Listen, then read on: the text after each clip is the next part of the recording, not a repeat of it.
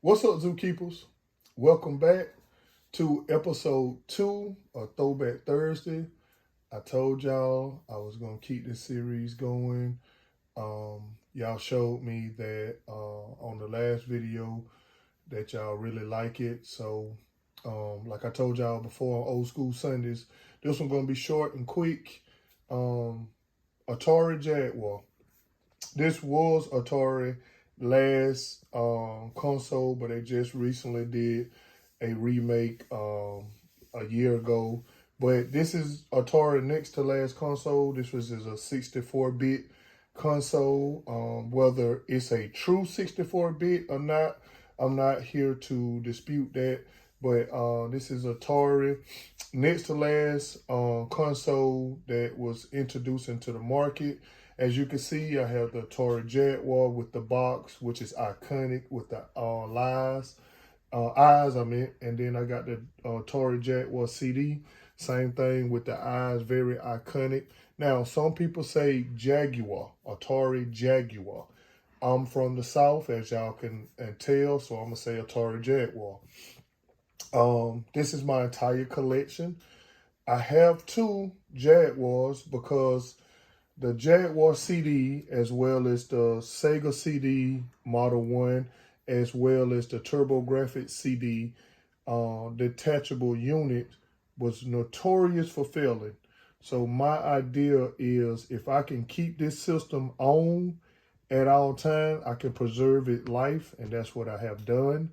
That's why you see two different Jaguar and units, with one with a CD attachment. Now, a little backstory. This came out in 1993. It was released in, I think it was November 1993.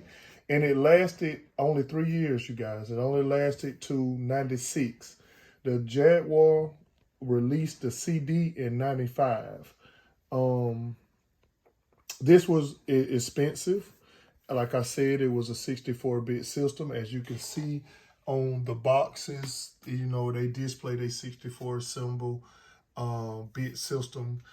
I got a plethora of games because they didn't have a large library. I was fortunate to capture some game before they skyrocketed.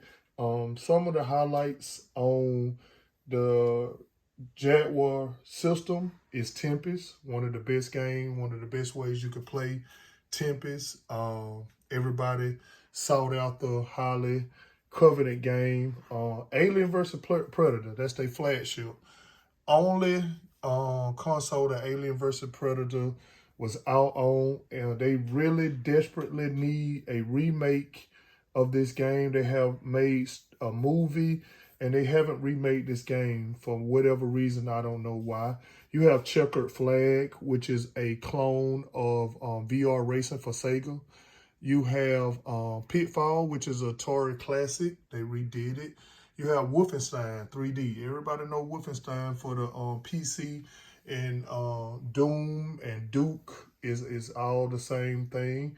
You have Kasuma Ninja, which is a Mortal Kombat clone. Like I told y'all, it was several made, several spawns. You have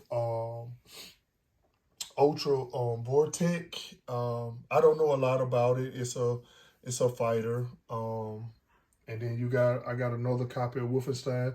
This is Cybermorph. Um, AVGN did a whole episode on Cybermorph. Y'all go check that out. He's hilarious. Of course, I don't have to give a shout out to him. He's my inspiration. This is one of the games that I wanted to get on it. Double Dragon. This is actually from the Double Dragon cartoon series. I'm a big Double Dragon fan. I'm not a fan of the game. And this is my only Jaguar CD game. Blue Lightning. It came with the console. Unfortunately, I didn't get all of the disc when I got my console, but that's okay. Because Atari Jaguar is a niche cult following. For some, it was great. For some, it was okay. For some, it was terrible. For me, it was okay. I love the Atari Jaguar for what it was. As you can see, the controller was in between the 5200 and a Dreamcast controller. I don't know what they was doing with the number keypad that was outdated when they came out, but Atari had that on some of their older controllers. And it's in the shape of like a Dreamcast controller. Um, as like I said, this is my library. I actually have 2 copies of Alien vs. Predator. That is a minty copy. That is my first copy. I was fortunate to get a lot that had this Alien vs. Predator, Pitfall, Wolfenstein, Consumer, and Ultra Vortex, and you can see how minty those copies are.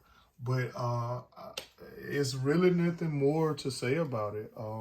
Everybody remember the box.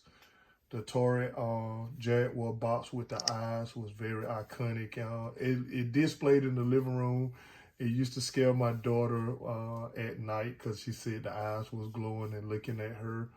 But you guys, like I said, Throwback Thursday is quick.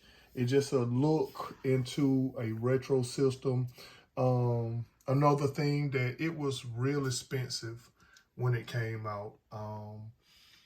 And that was part of their downfall. Like a lot of these consoles came out, and they was mad expensive for the time that they came out.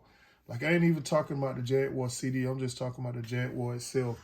I can remember this console, and I'll be like, man, why would I pay that when you can get a Genesis or a Super Nintendo for half price? And that what was in most people's home at the time. Like I said, they did have 64 bits. This came out before the Nintendo 64. But like I said, it was Atari, one of their last system. It would have been their last system if it wasn't for the remake. That's pretty much all I got to say about it. I don't have no recommendation other than what's already been told. Tempest, that's the best Tempest that people have sought after and highly collected on. Alien vs. Predator is the flagship game. That's like they Mario.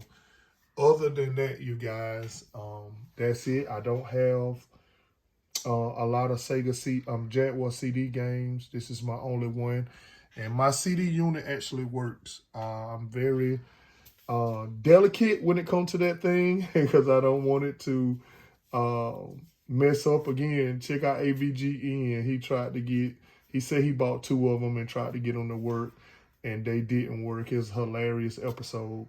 Mine actually working. I want to keep it working, and I keep mine in pristine condition because mostly it stays put up. Other than that, you guys, I am Silverback. This is Throwback Thursday. Like I told you, we're going to keep coming. Stays, please support me. Please comment, like, and subscribe to my channel. It helps out a lot. The more y'all subscribe, the more y'all like, the more I grow, the more I can keep bringing y'all Throwback Thursdays and Old School Sundays. I am your favorite gorilla, and I'm being hard on my chest. I woke people up while I was beating on my chest, but I am beating on my chest, and I'm out.